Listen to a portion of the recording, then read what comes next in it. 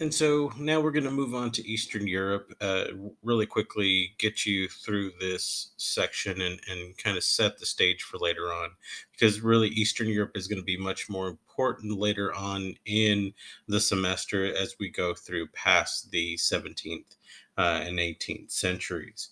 So, Eastern Europe at this time is lagging behind Western Europe because they have been sort of pushed out of the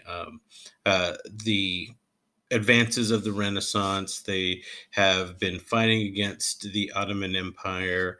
They have been basically just a step behind France, England, Spain, and all of the Western European nations.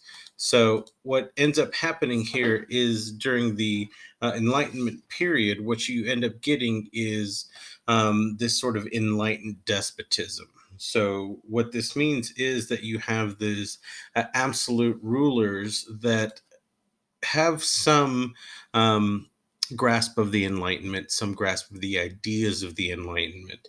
Most of them are inspired by the Enlightenment scientific changes. So they are going to sort of move ahead with technology, move ahead with new forms of communication and new forms of technology, use that to sort of begin to modernize their own countries. However, they're going to be very skeptical of the philosophical teachings.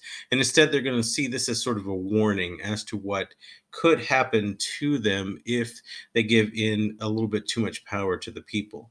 And so they don't want to give too much power to the people, but they also don't want to raise the ire of the people. They kind of understand this idea of a social contract, this idea of a balance of power between the governed and the government as sort of a precarious hold. And so they begin to create these internal reforms that give more freedom to some people, and more freedom gets people happy.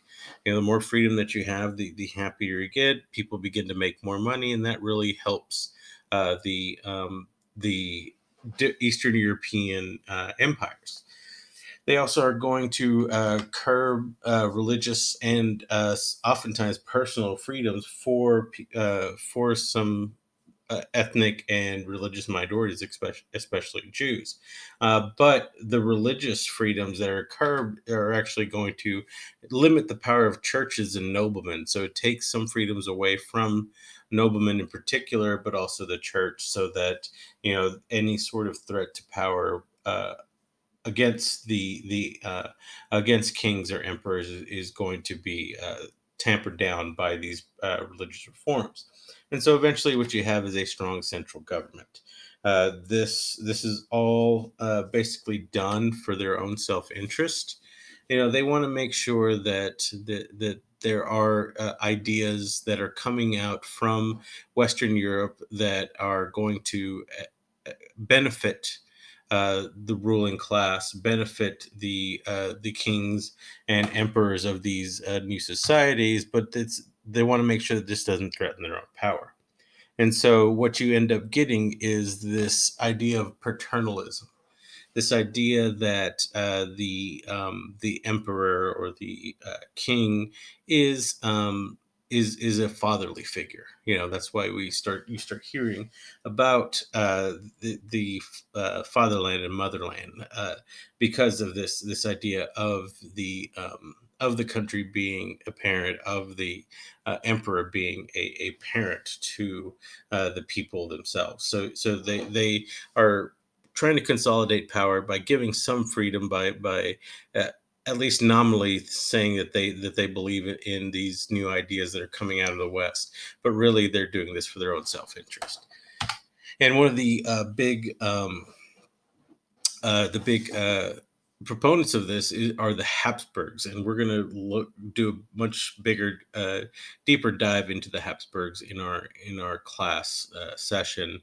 But I really just want to touch on what's going on with them. Is that the Habsburgs are basically in charge of the Holy Roman Empire. The Habsburgs have been the Holy Roman Emperor for about are going to be the Holy Roman Emperor for about 350 years, close to, and they're either going to be the Holy Roman Emperor or be familially connected to the Holy Roman Emperor.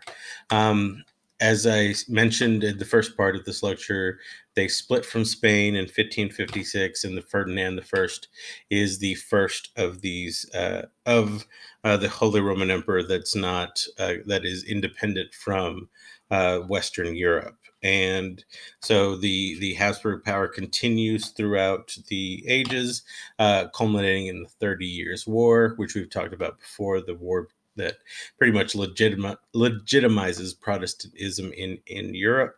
And this war is basically going to shatter the power of the Habsburgs. They're going to lose their hold on the major holdings of the Holy Roman Empire and still be in charge, but really their power base is gone. And this is going to continue on under the reign of King Leopold I, who is going to continue to drag Europe into further wars, even though he is the one that defeats the Ottomans for the last time. All of these continued wars are going to really play into the fall of the Habsburg dynasty. And the Habsburgs try to create an absolute monarchy in the Holy Roman Empire, but they can't. Instead, they settle on this idea of particularism, this idea that each individual state in the empire is free to govern itself, and each individual empire can pledge fealty to whatever religion or whatever ruler they want to. And so basically, you get a Holy Roman Empire that looks like this. So here in the middle is this Holy Roman Empire, whatever was left of it. Most of it gobbled up by different competing forces here. Austria-Hungary, the Brandenburg dynasty, the Spanish Netherlands, and even a Burgundy here, the French Burgundy here in the Holy Roman Empire. So all these different duchies, baronies, different minor kingdoms are all going to be able to swear fealty to whoever they want. And so the Habsburgs continue to lose influence in the Holy Roman Empire up until the middle of the 18th century, when they'll finally basically be overthrown. And we'll get into that later in the semester. So that is the Habsburgs. And then we're also going to be looking at Prussia here. Prussia will become much more important into the 18th century, because Prussia is this Germanic state within the Holy Roman Empire that really begins with the Protectorate of Brandenburg, mixing with the West Prussians, creating what's known as the Hohenzollern dynasty. Let's say that 5 times fast. But the Hohenzollern dynasty begins with Frederick William I, who sort of begins to believe in a lot of these ideals of the the Enlightenment, and tries to pass that down. But his family doesn't really buy into it, going down into his grandson Frederick the Great. Frederick the Great admired Enlightenment thinkers. He really wanted to be an Enlightenment thinker. However, he really didn't like the progressive nature of Enlightenment thought. He was very conservative and very opposed to Enlightenment thought, and he really tried to make himself seem much more enlightened than he actually was. So he called himself the first servant of the state. So basically, this shows that he is trying to say that he is a servant of the people, a certain servant of the state, but really he is a servant and he is the state. So basically, he is everything. And so he will be this enlightened despot that grants some freedoms to people, begins to move away from serfdom, and gives a lot more private freedom to people, except to Jews. Jews will be much more persecuted under the the Prussian state than they were previously under the Holy Roman Empire. And so that really there's little backing up of his Enlightenment ideals. He's not really big on Enlightenment philosophy or Enlightenment thought. He is much more worried about putting on a progressive face versus being a progressive idealist. And then finally, we'll look at Russia, and like I said, all this stuff will be expanded on in our class period. But we have Russia. We haven't really talked too much about Russia, and we really do need to begin to set the stage. And one of the things about Russia is that this new Russian state really begins in 1462 under Ivan the Great, Ivan the Third, who frees Russia from the Mongols and will eventually become the new patron of the Eastern Orthodox Church, really moving the Orthodox Church from a Greek-centric Orthodox Church to a Russian Orthodox community. And so the church will become much more Russian and will have much more Russian influences.